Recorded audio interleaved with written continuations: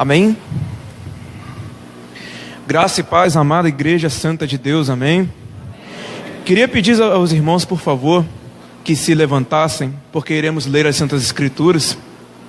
E peço que abram já, antecipadamente, no Salmo de número 1. Iremos ler o Salmo de número 1. Amém? Amém.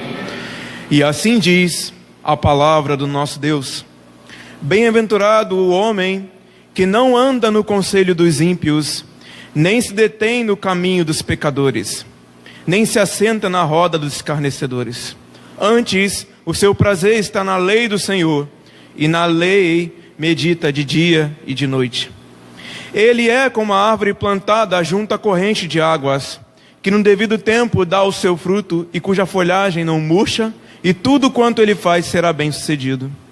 Os ímpios não são assim, são porém como a palha que o vento dispersa. Por isso, os perversos não prevalecerão no juízo, nem os pecadores na congregação dos justos. Pois o Senhor conhece o caminho dos justos, mas o caminho dos ímpios perecerá. Aleluia. Podem se assentar, irmãos, por favor.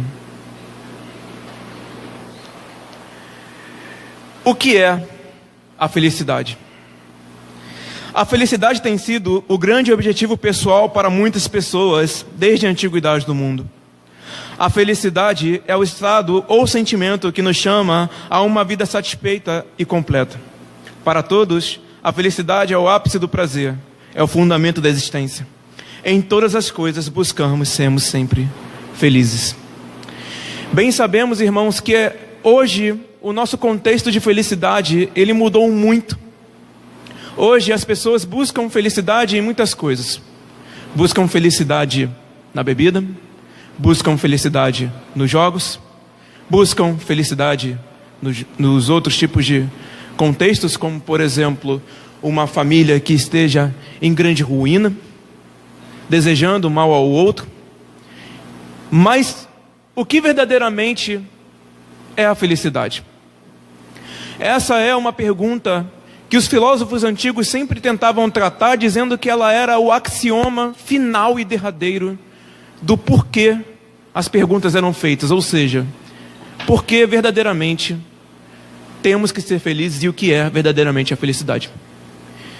O livro de Salmos, ele é dito na sua palavra hebraica como livro de louvores, é o seu nome original em hebraico. E o livro de Salmos, tecnicamente falando, é a compilação de vários autores, aonde iria se reunindo hinos ao decorrer dos tempos, em que eles iriam ser proclamados dentro da congregação. Existem muitos e inúmeros salmos, salmos de sabedoria, salmos de angústia, salmos imprecatórios, salmos para perdão de pecados e entre outros. Entretanto, o salmo em si, em sua essência, ele proclama o que verdadeiramente é a felicidade. E ele inicia dessa forma. Os salmos, eles foram sendo compilados dos anos de 1440 até o ano 400. E entre os seus diversos autores estão Davi, Salomão e até mesmo Moisés. E o propósito dos salmos, tomando as palavras de João Calvino na sua dedicatória, diz ser a anatomia completa da alma humana. Porque para Calvino, ele diz o seguinte, que os salmos, eles contêm todo o sentimento que o ser humano tem em si, em proclamação a que ele se apreende a Deus. Raiva, dor, tristeza, alegria, amor e entre outros.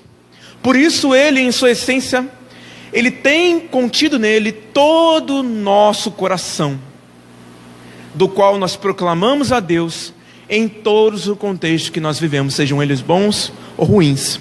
Calvino vai dizer, além disso, temos aqui nos Salmos prescrito uma regra infalível a nos orientar sobre a maneira correta de oferecer a Deus o sacrifício de louvor, o qual ele declara ser a coisa mais preciosa de seus olhos e o mais agradável dos aromas. Não existe outro livro onde mais se expressem e magnifiquem as celebrações divinas, seja da liberalidade de Deus, sem paralelo em favor à sua igreja, seja de todas as suas obras. Assim como diz a Escritura: com grande júbilo te oferecerei sacrifícios, cantarei em louvor ao teu nome, ó Senhor, e proclamarei que tu és bom. Sendo assim, por intermédio dele, ofereçamos continuamente a Deus um sacrifício de louvor, que é o fruto de lábios que confessam o seu nome. O Salmo 1 é um salmo de sabedoria, assim como o Salmo 9, 10, 12, 14, 19, 25, 34 e por aí vai. Os salmos de sabedoria são uma exortação ao adorador em uma forma de cântico que incita a ele a ter uma atitude correta diante de Deus e a ter uma comunhão saudável e íntima com ele. O Salmo 1, como é perceptível saber, ele nos traz uma pessoa que está diante de dois caminhos. Um dos caminhos é o caminho da felicidade, da verdadeira comunhão com Deus. E o outro caminho é o caminho da perdição, o caminho da destruição e da desolação. Este salmo inicia dando referência a uma pessoa. E essa pessoa é você hoje. E a mim, como nós estamos diante de Deus hoje. E ele vai dizer: bem-aventurado o homem. O salmista inicia seu conselho ao povo de Deus, afirmando sobre tão imenso privilégio que o homem recebeu a ser afirmado como bem-aventurado. Existe, porém, uma tríade fundamental a qual o homem está citado e proposto.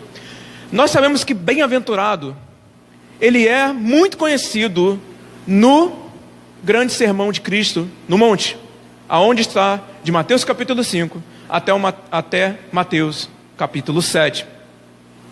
E aqui, este homem está contido não somente numa sociedade, como também em várias referências culturais. E uma delas, que é contingência natural, é que este homem é mau. Este homem que está sendo proclamado bem-aventurado é um homem avesso a Deus. Porque, por exemplo, vamos ver em Gênesis 6, versículo 5, que diz: viu o Senhor que a maldade do homem se havia multiplicado na terra, e que era continuamente mau todo o desígnio do seu coração.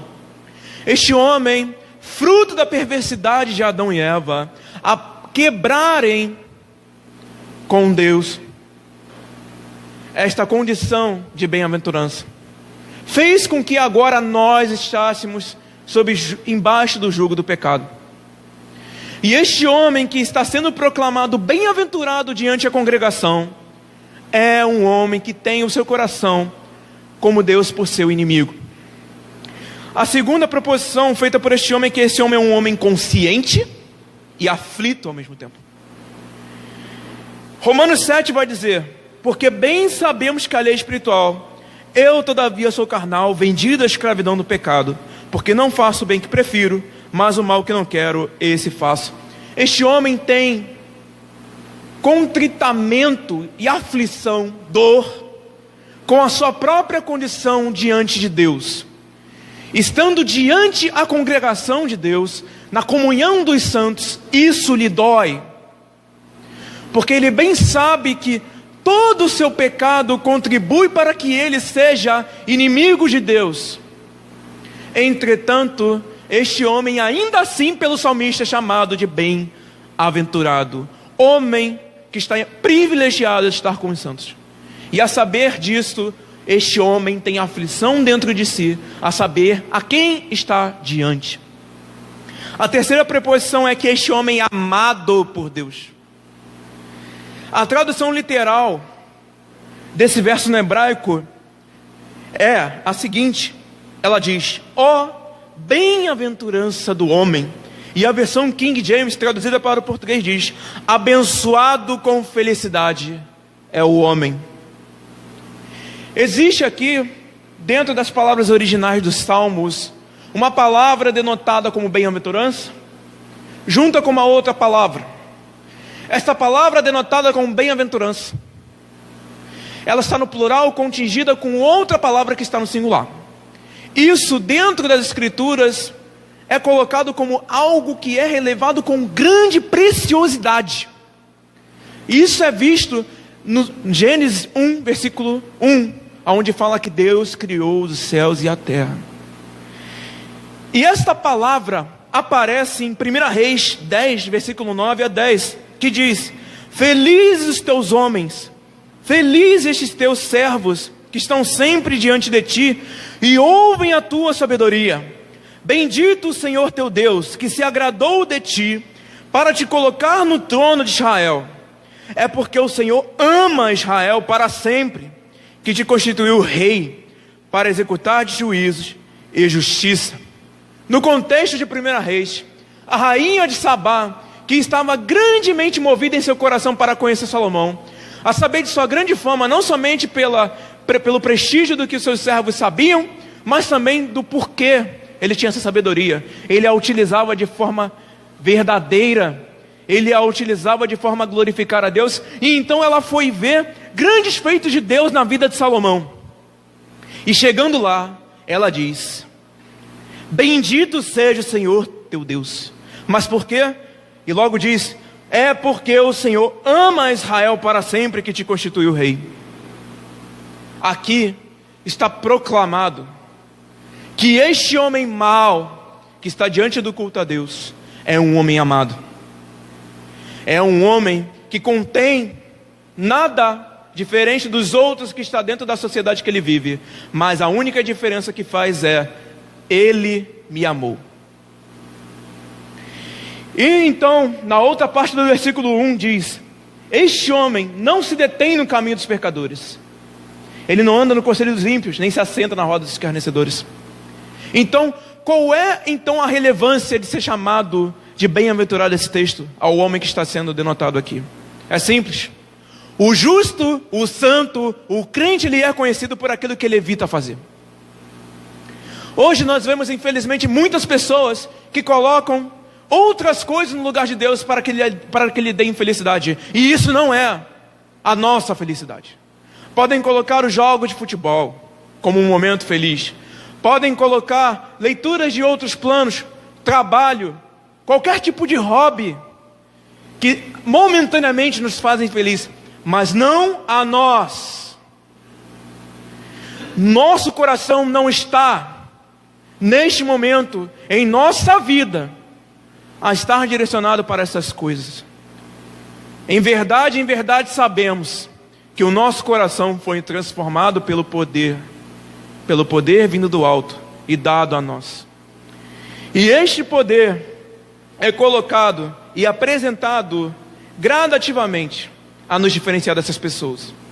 E não vamos pensar que essa condição dos pecadores, ela é uma condição paralela, aonde um escuta conselhos, outro se assenta na roda dos escarnecedores e outro anda no caminho. Não.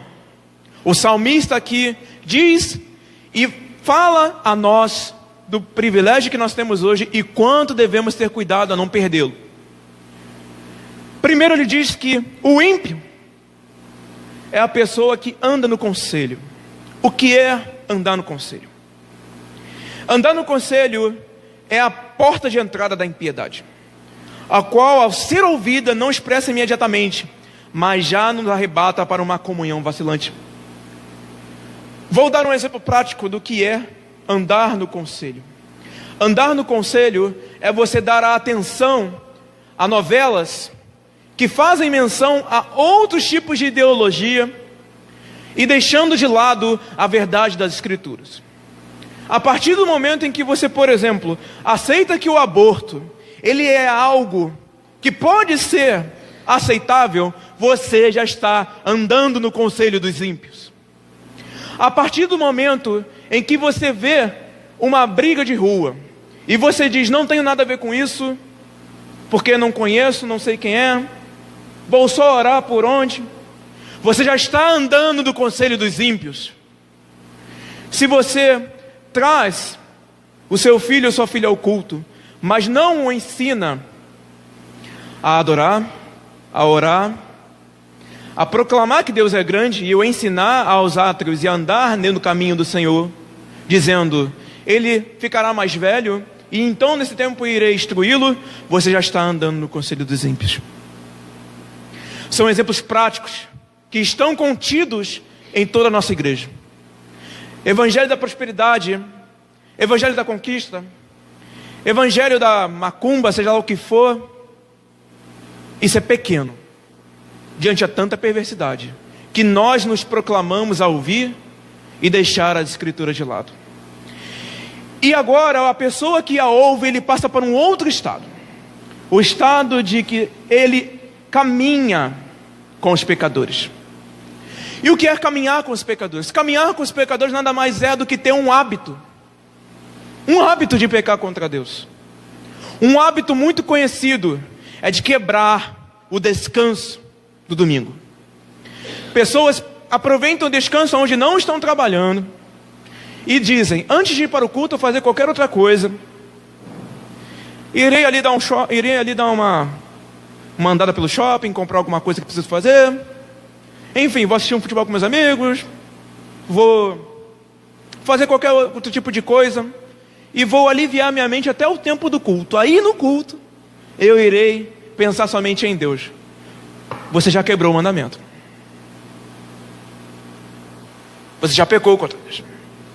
Porque todo o dia do domingo é para Deus, até o momento de que você acorda, até o momento que você fecha os olhos para entrar na sua semana.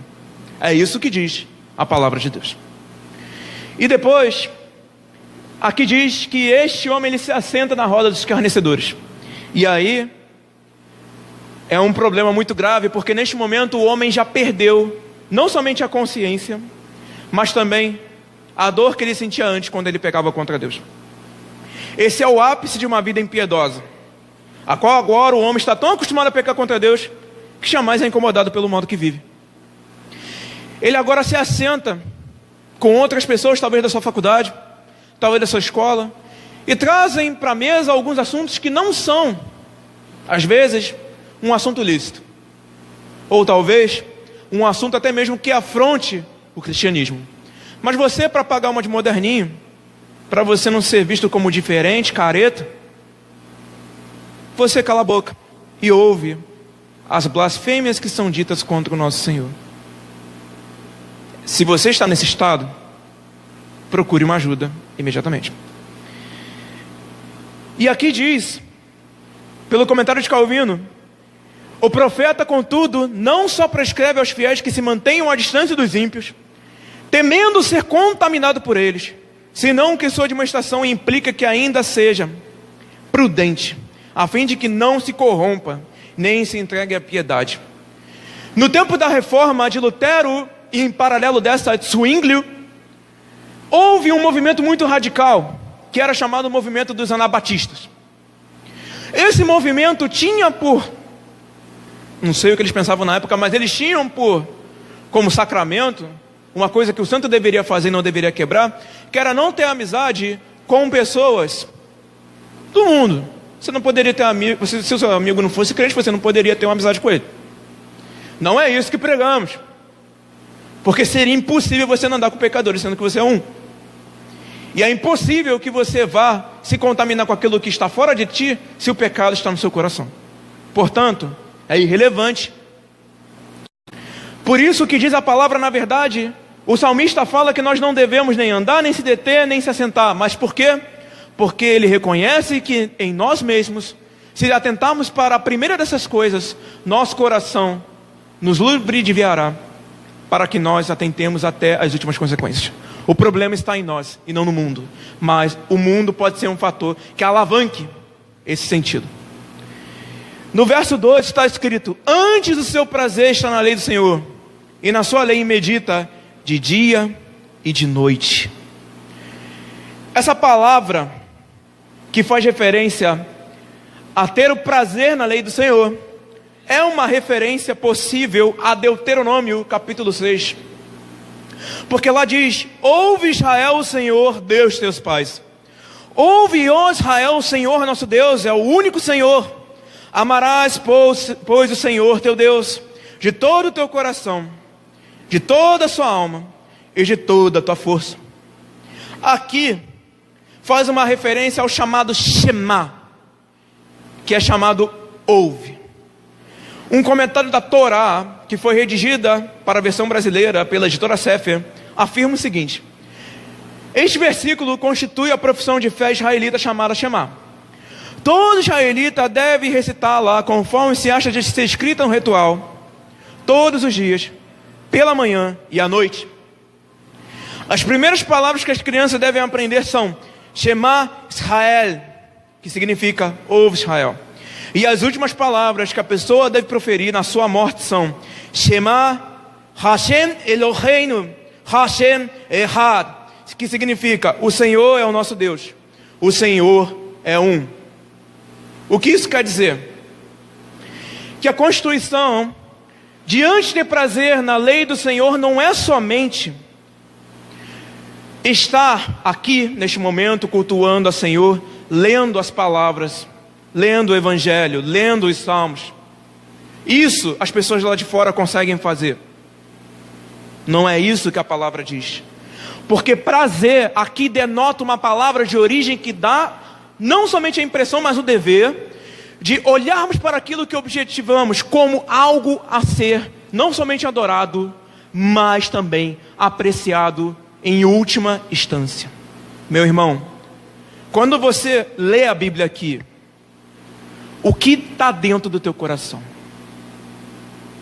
O que faz o teu coração estar quente, fervendo a querer estar com Deus aqui?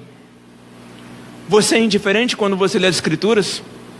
Você é uma pessoa que traz o Evangelho somente ao que lhe é conveniente?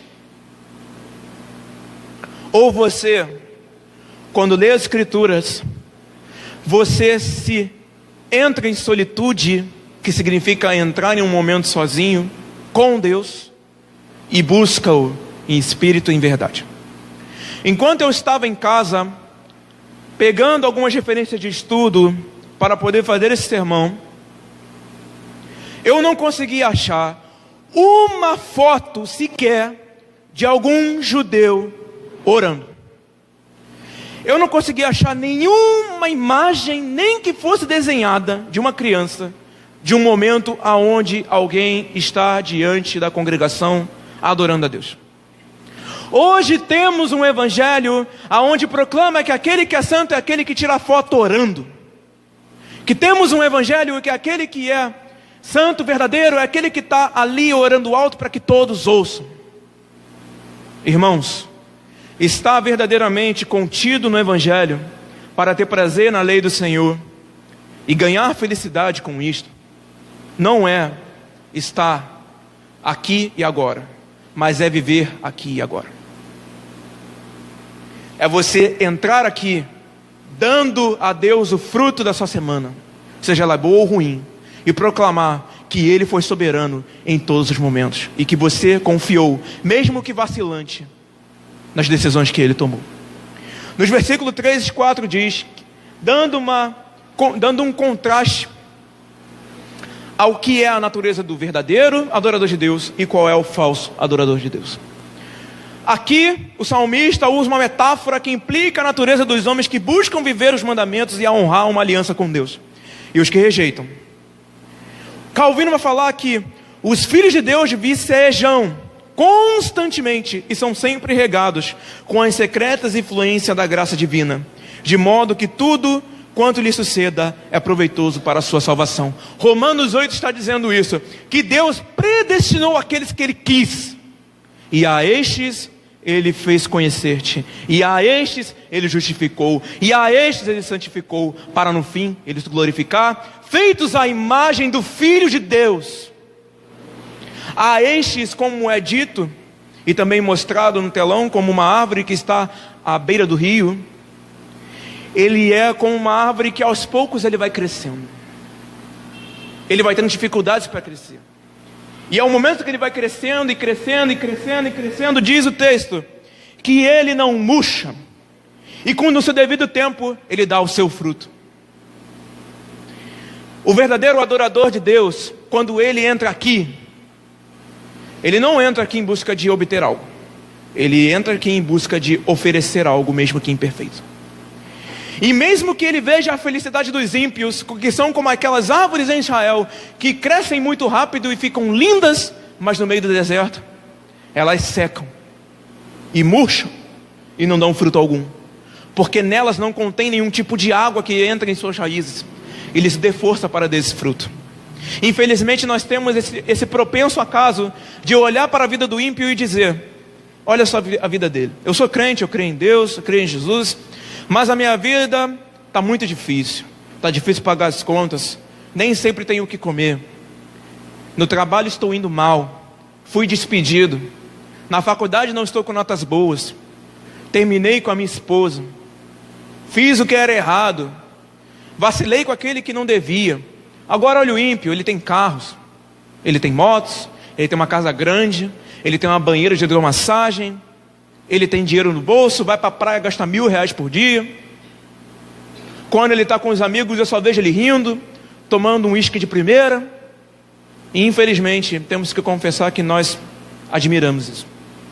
E que no nosso coração nós desejaríamos a mesma coisa. Mas a nossa felicidade não está nessas coisas e não devemos buscá-las. Porque como diz, o ímpio é como aquela árvore. Ela é linda, mas está no meio do deserto. E Deus irá arrebatá-lo e castigá-lo em sua fúria e destruí-lo. Mesmo que nós estivermos nessa situação, mesmo que nós, nossa vida prática estejamos vacilantes, que a nossa vida a princípio esteja ruim, Deus não deixou de ser bom, e muito menos se apartou de nós. Ele ainda é a água, que ali embaixo, onde ninguém vê, entra em nossas raízes e nos comunica a graça para crescermos. E chegará o tempo em que nós estaremos melhores ainda do que aqueles que nós estávamos admirando erroneamente. Entretanto, haverá uma diferença. Nós ofereceremos a Deus um fruto que eles jamais poderiam oferecer, que é um fruto de uma vida em santidade, fruto de uma vida sã. E aqui Calvino vai dizer que mesmo que os ímpios apresentem formosura repentina, logo serão tomados pela fúria de Deus e não serão nada parecidos com o dia foram. Por exemplo, do versículo 4 ele diz: os ímpios não são assim. O salmista ele já não toma a forma de árvore. Ele fala que eles serão como palha, algo destruído, sem beleza, sem nada. E ele vai dizer que o vento os dispersa. Ou seja, algo que estava fincado na terra, que nenhum vento levava, se tornou tão frágil a ponto do vento mais fraco destruí-lo. E agora, quando o ímpio perde todas essas coisas que ele tem, a sua vida, ela é totalmente destruída e ele perde a felicidade. Mas a nossa felicidade está garantida, porque Calvino diz que a verdadeira felicidade é uma vida feliz dependente de uma sã consciência. É uma vida como está escrita, em prazer na lei do Senhor, e nós meditamos nela de dia e de noite. No versículo 6 vai terminar dizendo: pois o Senhor conhece o caminho dos justos, mas o caminho dos ímpios perecerá. Eu não sei como foi a sua semana, eu não sei o que houve, e muito menos o que vai acontecer amanhã, mas eu garanto para você que, como diz aqui, o Senhor conhece o caminho dos justos. Ele prepara, Ele preserva, e Ele faz o que aconteça, para que no fim você apresente a Ele imaculado, santo, irrepreensível e sem mancha alguma. Porque todas as coisas cooperam para a nossa salvação, e nada do que acontecerá conosco acontece sem que um pedaço de cabelo nosso caia sem a vontade do nosso Pai. Entretanto, aos ímpios, esses perecerão. Portanto, uma vida feliz em Deus é uma vida feliz para sempre. Agora nós iremos tomar do Santo Sacramento da Eucaristia. Quando você for tomar desse sacramento, meu irmão, não pense que ele é um adendo ao culto. Pense que ele é como a água que está sendo dada a ti, para que você cresça. Se você for e tomar dessa água hoje, jamais terá sede.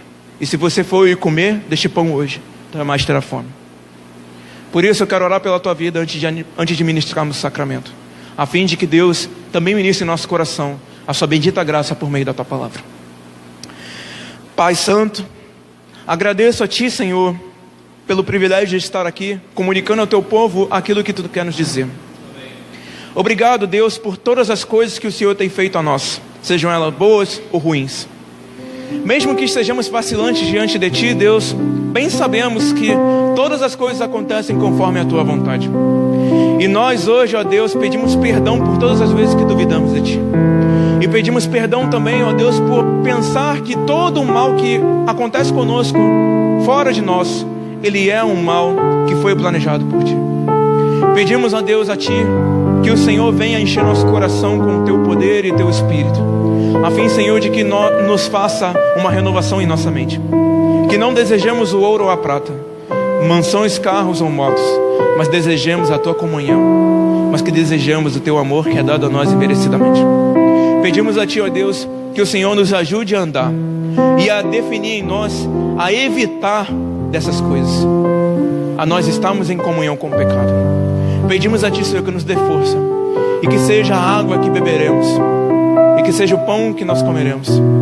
Pedimos a Ti que administre em nós, não somente pela palavra, mas também pela ceia, a Tua maravilhosa graça. Por isso, Senhor, seja o Teu santo nome adorado hoje, a fim de que durante a semana nós pensemos nos frutos que deveremos dar a Ti, e que nós, no próximo culto, viemos aqui com esse fruto na mão, no seu devido tempo. Por isso, Senhor, renova-nos a confiar em Ti e agradecer-te por todas as coisas, a fim de que seja Teu santo nome adorado e glorificado em nosso coração, a tomarmos e a vigiarmos todas as coisas. E eu encerro esta oração pedindo na autoridade do nome de Filho de Deus, nosso Senhor Jesus Cristo, e eu encerro em nome do Pai, do Filho e do Espírito Santo. Amém.